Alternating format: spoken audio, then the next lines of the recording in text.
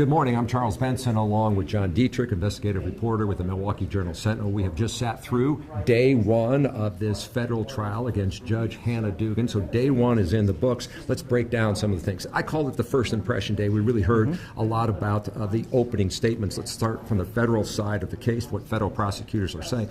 They're really trying to get jurors to focus on the video, things on what happened inside and outside her courtroom. What's your takeaway? Yeah, so they really want to keep everything within the indictment. The 5 actions that they say constitute obstruction, things that are unusual, things that were out of the ordinary, that they said she did, that really obstructed the agents who were there to make the arrest that day.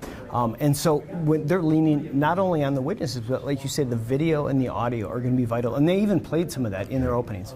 And then we heard from former U.S. Attorney Stephen Biskupic, who is the defense lead lawyer here for Dugan's team. He's very familiar with this place. He spent time here as a federal prosecutor. But he immediately pushed back on the government's claims, really talking about things like, look, whatever happened, Eduardo Flores Ruiz still walks out through a public area, and some federal agents see him.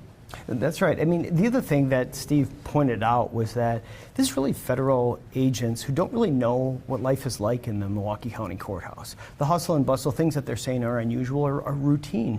And you know, what Steve Biskupic was saying is that his client was really struggling to try to follow draft policy that was coming out of the chief judge's office. Was not conspiring to thwart an arrest, but was really doing the best she could to run court that day. So that's day one, Monday. Now it's day 2, Tuesday. You mentioned something that caught my attention as well, the draft policy. So who do you think we're going to hear more about that? Because what was interesting to me, it's not just the federal prosecutors bringing that up, so did the defense team. That's right. So a lot of the facts are agreed to in this case, and that's one of them.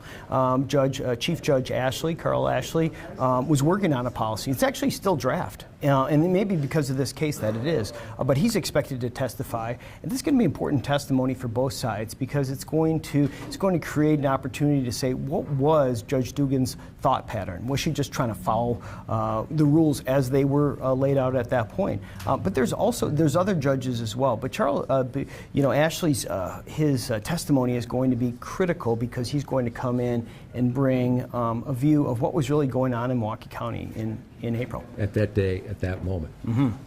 He's John Diedrich, investigative reporter with Milwaukee Sentinel. I'm Charles Benson. Now back to you.